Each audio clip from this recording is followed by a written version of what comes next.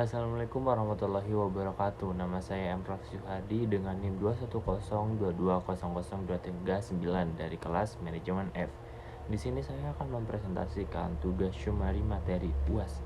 Di antaranya yang pertama distribution decision, yang kedua keputusan produk, yang ketiga pricing strategi, yang keempat global promotion, dan yang kelima strategi pemasaran global.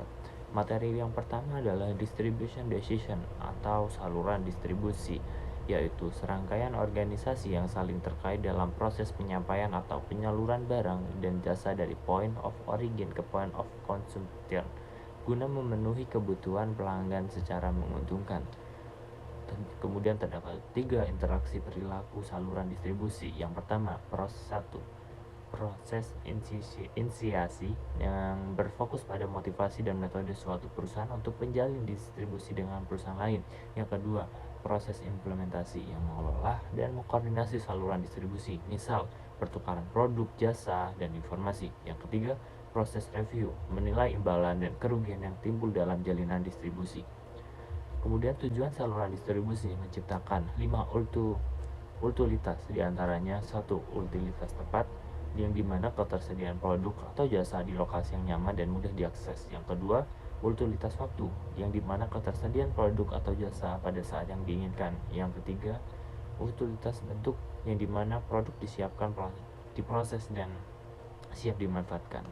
Kemudian yang kelima, utilitas informasi, jawaban atas pertanyaan mengenai fitur produk. Dan yang terakhir, utilitas kepemilikan, yang dimana menyangkut peralihan hak milik atas produk yang dipasarkan. Kemudian daripada itu terdapat 4 proses pembentukan saluran distribusi. Yang pertama terdapat karakteristik pelanggan, kemudian karakteristik produk, kemudian karakteristik perantara, dan yang terakhir adalah karakteristik lingkungan. Nah, kita beralih ke materi kedua, yang dimana membahas keputusan produk.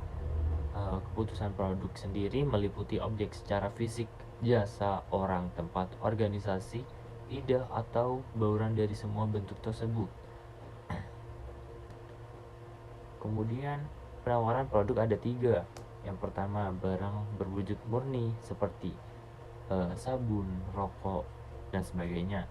Yang kedua, terdapat berwujud jasa murni yang seperti servis HP, servis komputer. Dan yang ketiga, hibrid atau berwujud barang dan jasa seperti jasa penerbangan yang di dalamnya menawarkan makanan dan minuman. Kemudian terdapat 3 tingkatan produk, yaitu produk inti, produk aktual, dan produk tambahan. Di dalam keputusan produk terdapat 3 klasifikasi produk. Yang pertama, produk konsumen, contohnya produk sehari-hari, produk shopping, dan sebagainya. Kemudian terdapat produk industri, contohnya di diesel, pengaliran sawah, dan yang terakhir produk organisasi, orang, tempat, dan ide. Materi ketiga adalah pricing strategi, yang dimana faktor-faktor yang mempengaruhi harga, diantaranya biaya dan pengeluaran, kemudian permintaan dan penawaran, persepsi konsumen, kompetisi, dan tren teknologi. Di dalam pricing strategi terdapat keputusan strategi harga, diantaranya yang pertama, pilih pendekatan dasar untuk penetapan harga. Kedua, tentukan kebijakan penetapan harga. Dan ketiga, tetapkan harga berdasarkan tahap siklus hidup produk. Kemudian dalam pricing strategi terdapat beberapa macam menetapkan harga pasar, diantaranya yang pertama, harga berbasis biaya, yang kedua, harga berbasis permintaan, dan yang ketiga, harga berbasis persaingan.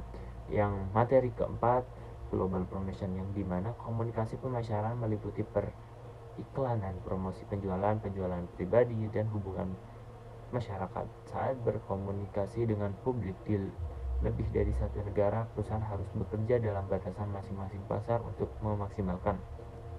Fungsi dari global promotion sendiri adalah informasi, memberikan informasi. Yang kedua adalah persuading atau membujuk atau mempengaruhi. Yang ketiga, reminding, mengingatkan terus, adding value, menambahkan nilai, dan yang terakhir assisting atau mendampingi upaya. Dan materi yang terakhir terdapat strategi pemasaran global. Beberapa alasan perusahaan ke pasar internasional. Yang pertama, peluang laba di pasar internasional lebih besar. Yang kedua, membutuhkan basis pelanggan yang lebih besar untuk mencapai skala ekonomis. Yang ketiga, mengurangi ketergantungan pada pasar domestik untuk mengurangi risiko. Keempat, menjamin kebutuhan pelanggan yang mungkin ke luar negeri. Dan yang kelima, sebagai balasan atas perusahaan luar yang menawarkan produk lebih baik dan lebih murah. Kemudian di dalam pemasaran global terdapat risiko yang mungkin dihadapi. Yang pertama, budaya bisnis dan cara berinteraksi yang berbeda, kemudian preferensi pelanggan luar yang berbeda, kemudian kekurangan SDM yang berpengalaman internasional, situasi dan kondisi ekonomi, politik, dan keamanan, yang terakhir peraturan dan undang-undang yang berlaku yang mungkin merugikan. Faktor-faktor yang perlu dipertimbangkan, yang pertama hanya bergerak di berbagai negara, kemudian daya tarik negara dipengaruhi oleh produk, faktor geografis, pendapatan, dan sebagainya. Tiga, kedekatan psikis dan geografis. Keempat, dibuat tiga kriteria utama: daya tarik pasar, keunggulan, kompetitif, dan resiko. Kemudian di dalam pemasaran global terdapat 5 cara memasuki pasar luar negeri. Di antaranya ekspor tidak langsung, yang dimana perusahaan pekerjaan melalui di antara independen. Kemudian terdapat ekspor langsung, yang dimana perusahaan menangani sendiri ekspor mereka. Dan yang ketiga, lisensi and joint venture. Yang terakhir di mana investasi langsung, kepemilikan langsung, dan fasilitas perakitan. Dan yang terakhir, menentukan program pemasaran dengan cara menetapkan harga seragam di semua tempat, menetapkan harga berbasis pasar di setiap negara, dan yang ketiga, menetapkan harga berbasis biaya di tiap negara. Sekian dari presentasi saya. Terima kasih. Wassalamualaikum warahmatullahi wabarakatuh.